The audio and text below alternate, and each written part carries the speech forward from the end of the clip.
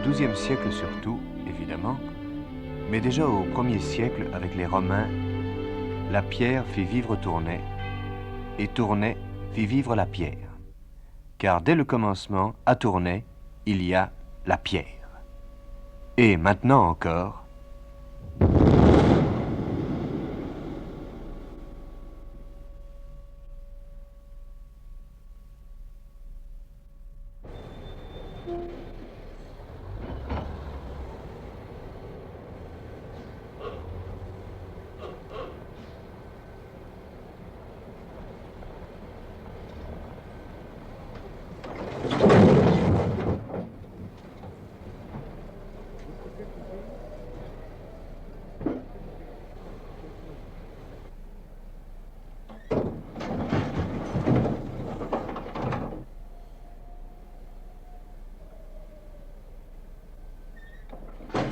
maintenant encore, à la fin du XXe siècle, il y a des domaines où la pierre de Tournai se révèle excellente. Comme pierre calcaire, c'est la meilleure connue, et elle recouvre de plus en plus ces derniers temps les routes de Belgique, de Hollande et du nord de la France. Cette industrie fait vivre encore 9% de la population active.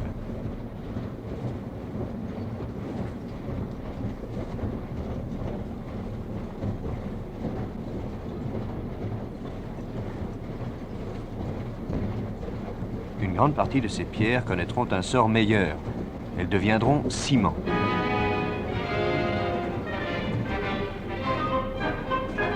Dans ces cylindres, de grosses billes d'acier.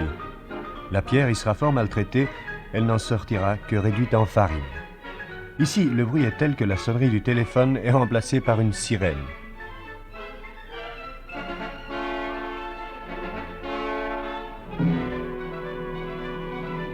Cette farine de pierre est granulée avant de passer au four.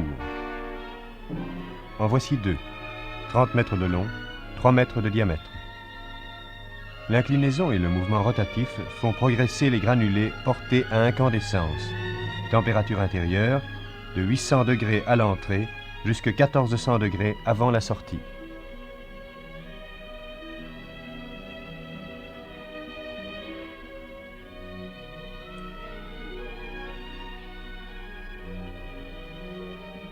Le cuiseur peut tout contrôler et commander depuis ce tableau.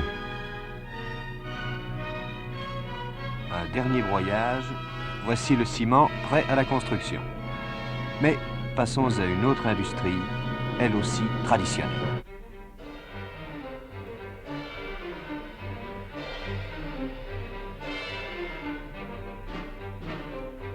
Êtes-vous jeune, entre 7 et 77 ans? Alors, sans aucun doute, vous savez bien que les aventures d'un héros, toujours jeune lui aussi, sont imprimées à Tournai.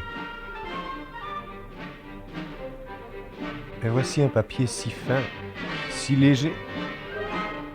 Il caractérise un tout autre genre d'édition, dont une maison tournaisienne possède le privilège. Et privilège est bien le mot, car ils ne sont que 6 au monde à pouvoir imprimer des bréviaires et porter ainsi le titre d'éditeur pontifical. Travail délicat de la feuille d'or, plus légère qu'une aile de libellule. 1 centième de gramme, à peine.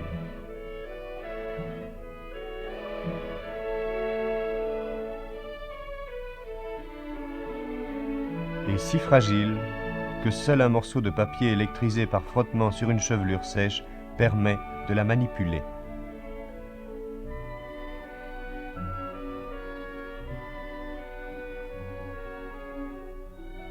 Collé au blanc d'œuf sur la tranche des livres et patiemment poli au polissoir.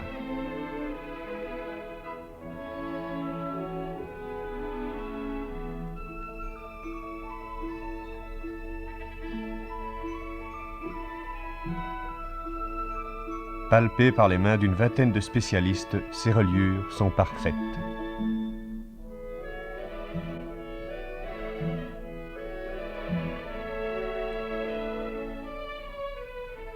Un magnifique cuir rouge, rouge épiscopal. Arme du Vatican. Les évêques du Vatican, le pape lui-même, commandent toujours ici leur bréviaire.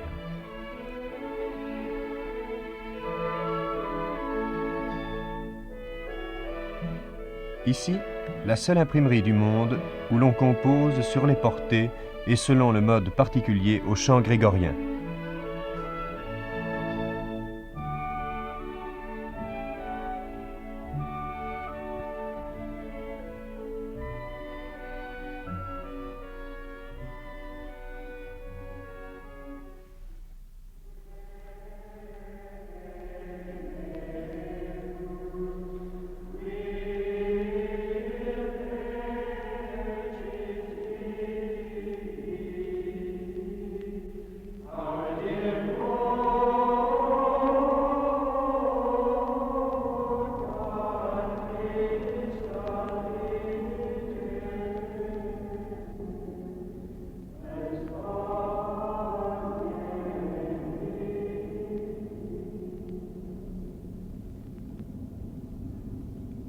Mais l'industrie nous appelle encore et nous replonge dans le monde contemporain. Les formulaires les plus ennuyeux à remplir, mais si faciles à utiliser avec tout leur carbone prêts à l'emploi. Des sachets, des sacs pour tous les usages possibles.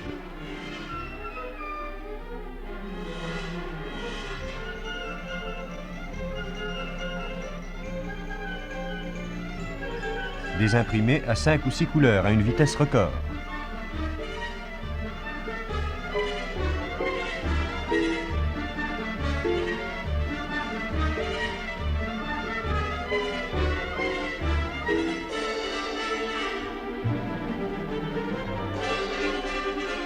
Rotative dernier cri, où une cellule photoélectrique examine le raccord des couleurs et en commande la rectification à un servomoteur agissant sur le trajet du papier. Si l'imprimerie en général, avec sa main-d'œuvre parfois très spécialisée, occupe une place importante, employant 6% de la population active, le textile, avec 37%, prédomine nettement.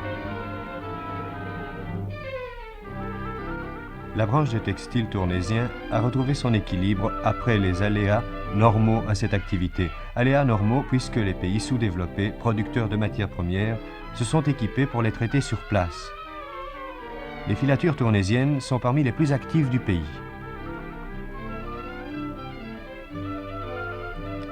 Sur les 936 entreprises du Tournaisie, 10 usines seulement emploient plus de 200 ouvriers. Cette importance des entreprises moyennes n'est pas nécessairement un signe de faiblesse, particulièrement dans le domaine de la bonneterie, localisé surtout à Leuze.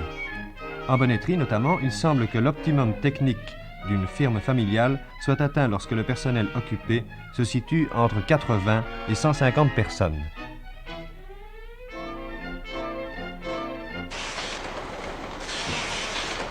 La bonneterie ne concerne plus les bonnets, bien sûr, mais les pulls, les cardigans, dont voici les manches. Les auriez-vous reconnus, mesdames? Ce métier tricote lui-même les diminutions. Folly Fashion disent les spécialistes. Entreprise de type familial, comme pouvaient l'être il y a 50 ans les ateliers de tissage. Métier circulaire qui tisse en continu et réalise même les bords.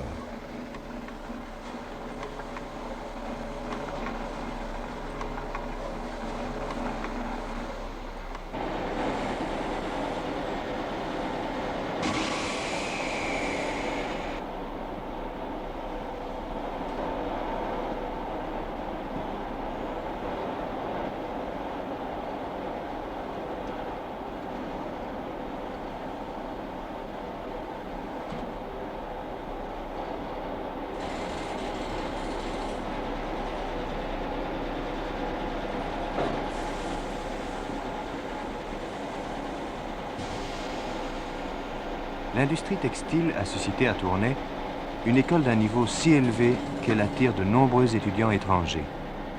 Nous avons demandé à l'un d'eux pourquoi il était venu de si loin. Il était égyptien. D'après mes parents, qui sont industriels dans la branche de bonneterie, ils estiment, après avoir étudié le programme donné à l'école textile de Tournai, que c'est le meilleur au point de vue spécialisation en bonneterie. C'est ça. Et vous, monsieur, d'où êtes-vous?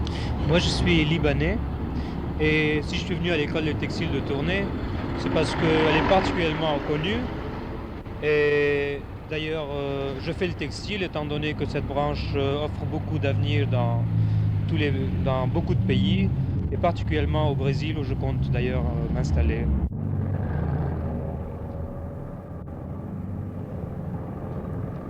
On ne peut certes pas dire de l'industrie tournaisienne qu'elle soit axée vers un seul secteur. Au contraire, elle étonne par sa diversité.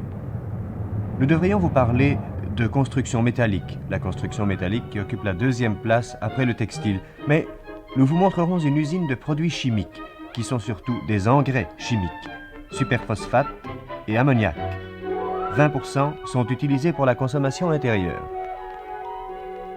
Et ceci nous amène à considérer la part, encore fort importante, de l'agriculture dans l'économie tournaisienne. En effet, environ 12 000 des 74 000 personnes actives travaillent dans l'agriculture, soit 15%.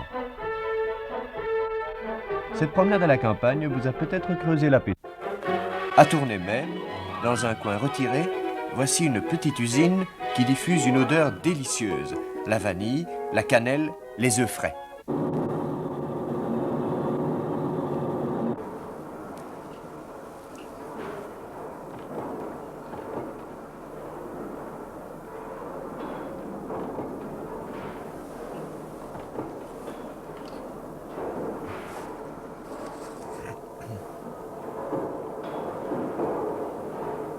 C'est encore une entreprise du type familial et de type réussite. Nous avons voulu en découvrir le secret. Nous avons cherché le patron. Il était près de ses pétrins. Monsieur, où est-ce que vous en étiez il y a 10 ans? Ah, bien, il y a 10 ans, nous étions tout petits. Nous avions environ 2 ou 3 ouvriers. Une production naturellement très minime, avec une qualité tout à fait supérieure de biscuits, puisque nous avions des ouvriers, nos fils entièrement diplômés. Et Et maintenant, nous sommes arrivés à 170 ouvriers, avec une production qui varie de 8 à 10 tonnes par jour. Et à quoi cela est-il dû? Ah, ben ça est dû à ce que j'ai toujours recherché à faire un produit que personne ne faisait.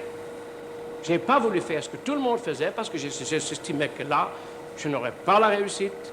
Et en faisant quelque chose de tout à fait spécial, en restant tout à fait dans la toute bonne qualité de biscuits de pâtisserie, nous devons réussir. Et pour ça, j'ai rentré une installation pneumatique de farine avec différents silos, 3 différents silos de farine. Tous les biscuits, les bons biscuits, doivent se faire avec des farines mélangées, pas une seule farine. Non, il faut faire ces mélanges de farine soi-même. N'est-ce pas? Nous les mélangeons automatiquement dans nos silos, viennent automatiquement dans les pétrins. Et cette farine, depuis le moulin jusqu'ici, n'a été en contact avec aucun produit impur. Il n'y a aucun produit, aucun poil de sac, aucun poil de rongeur. C'est tout à fait pur. Alors nous employons des œufs frais du pays, n'est-ce pas, que nous faisons casser par toute petite quantité. Ça demande de la main-d'œuvre. Nous n'avons jamais regardé à employer des quantités de main-d'œuvre. Là, il fallait, de façon à ce que nous n'avons jamais un œuf altéré dans nos pâtes.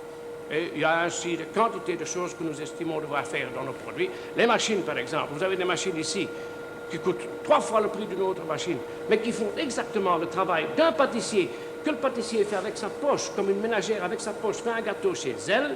Eh bien, nos machines font tout à fait le même fonctionnement.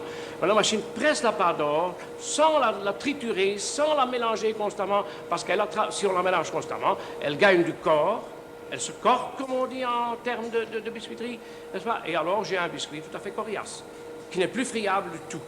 Et ça, je n'en veux pas. Quitte à faire seulement 1000 kilos, où je pourrais en faire 3 ou 4 000, mais je ferai plutôt le 1000 kilos. Mais j'ai un article que je peux présenter dans n'importe quel marché du monde et qui partout sera apprécié. J'estime que c'est certainement la meilleure façon de travailler actuellement, parce que la concurrence est très forte partout. Et de ce fait, si vous voulez sortir de la concurrence, vendre aisément et faire connaître nos produits à l'étranger, il n'y a qu'un moyen.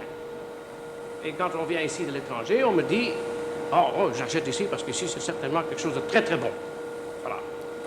Nos produits sont recherchés très fort partout en Belgique, en France, en Allemagne, surtout en Amérique. Où là, je dois vous dire sincèrement, je suis fort ennuyé pour le moment parce qu'ils se chamaillent pour les avoir. Et je ne sais même plus à qui donner, à qui satisfaire. Bref, le secret de M. de Sobry, vous l'avez entendu, c'est de produire ce que les autres ne peuvent pas réussir. Chez M. Delmotte à Calnel.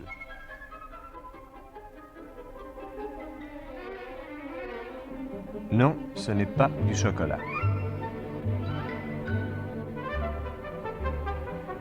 Ce n'est pas non plus de la confiture.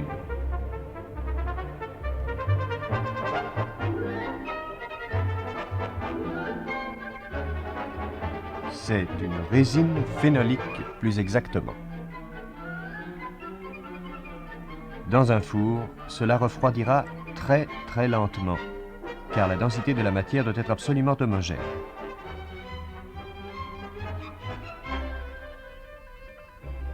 Puis les ampoules seront brisées, cuites 5 fois,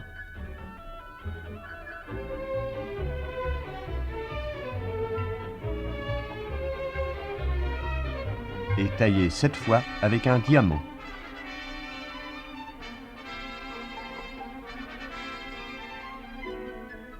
Nous voyons apparaître petit à petit les billes de billard.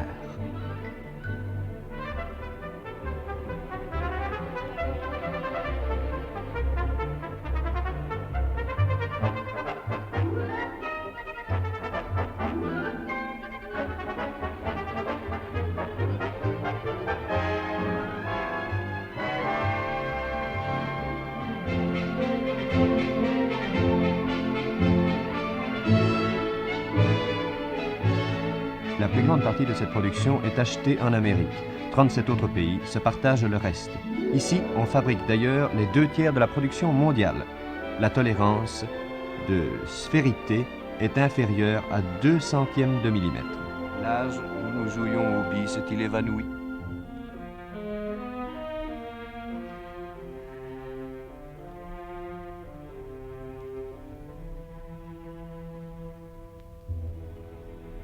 Petite halte au parc de la Reine et au milieu de notre reportage. Asseyons-nous un instant et philosophons. L'âge des promeneurs nous y invite. Entre le début du siècle et 1940, la natalité y était une des plus basses de Belgique. Ajoutons à cela que 20% de la population travaillait en dehors du Tournaisis, beaucoup en France. Cette proportion n'a pas diminué, mais la natalité y est redevenue normale. Le Tournaisis a de nouveau une abondante jeunesse. Dans quelle proportion travaillera-t-elle dans la région? Nous ne pouvons jouer au prophète.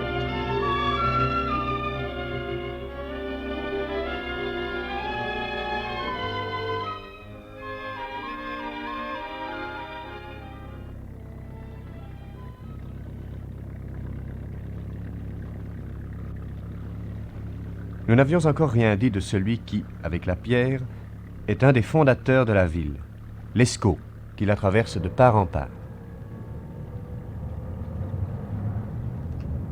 Au centre de la ville, le manque de place aux abords des berges suscita la construction d'un pont mobile de conception originale. Eh bien, ce pont est unique en Europe, n'est-ce pas? Étant donné que les contrepoids se trouvent dans les culées. Ces culées ont 9 mètres de profondeur. Et le pont pèse 130 tonnes. Vous permettez, parce que je dois faire ma manœuvre.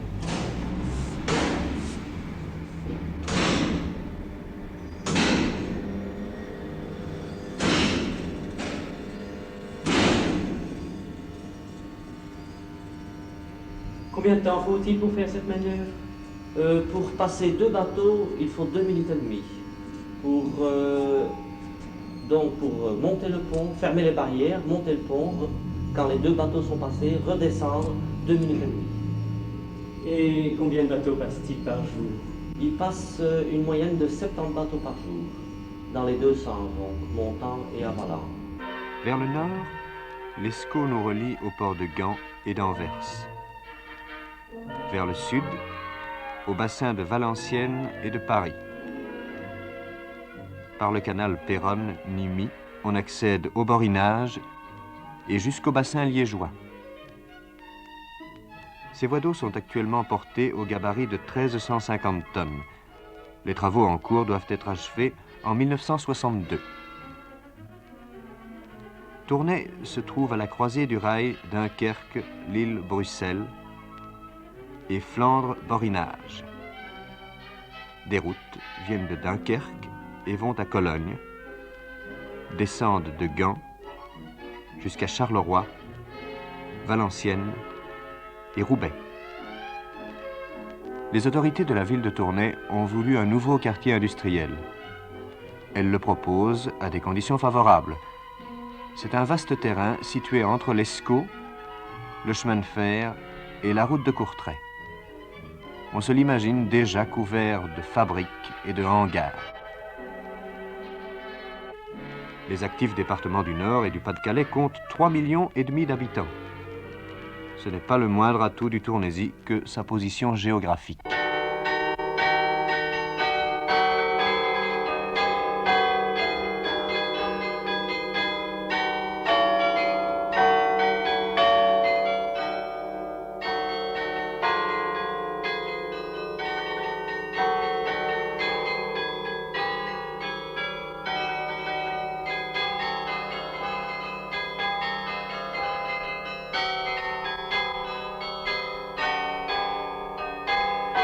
Géo Clément est au clavier.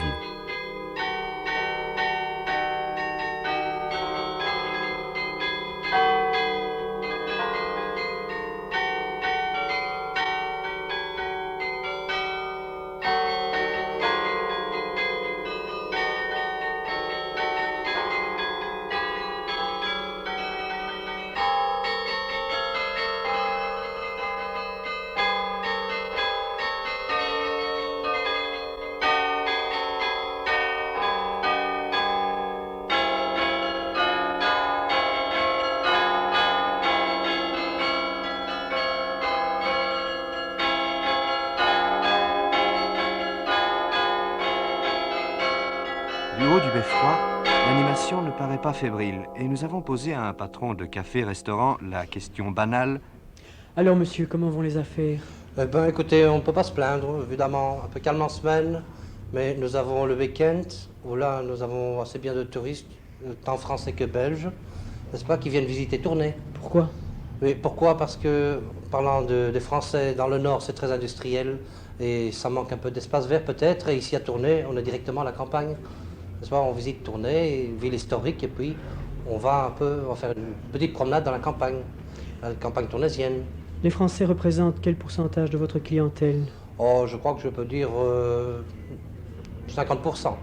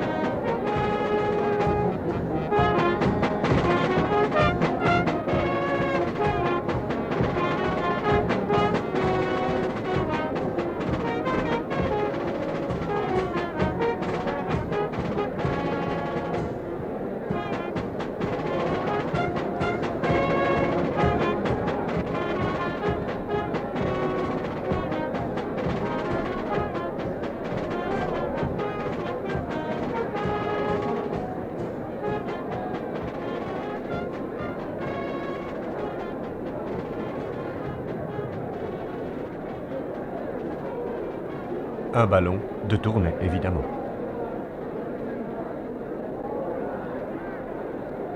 La porcelaine si célèbre au XVIIIe siècle et maintenant dans les vitrines des collectionneurs n'est plus qu'un motif folklorique depuis que, il y a un siècle, un fabricant carolorégien racheta tous les droits sur ce dessin si personnel.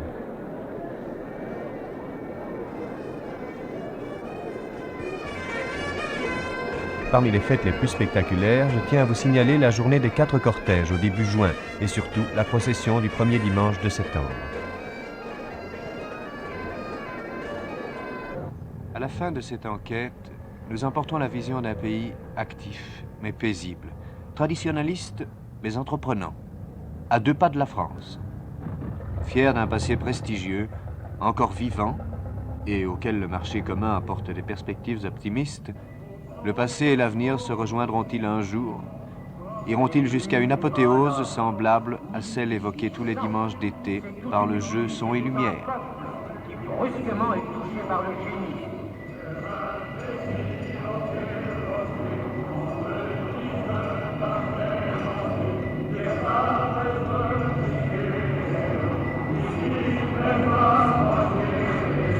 En un siècle, les Tournaisiens construisent Saint-Brice, Saint-Piat, Sainte-Marie-Madeleine, Saint-Quentin, Saint-Nicolas, Saint-Jean, Saint-Pierre, Saint-Jacques.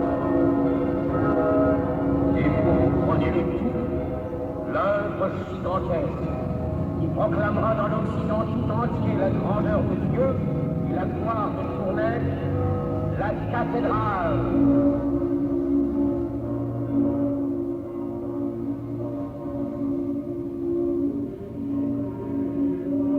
La durée d'une vie d'homme a suffi pour couvrir la colline de cette immense signature de pierre. Ce n'est plus la voûte du parapet, le corps sans bras des églises primitives. C'est la grande maison commune, le vaisseau, l'arche du tumulte, où vont retentir librement désormais les échos de la prodigieuse harmonie grégorienne.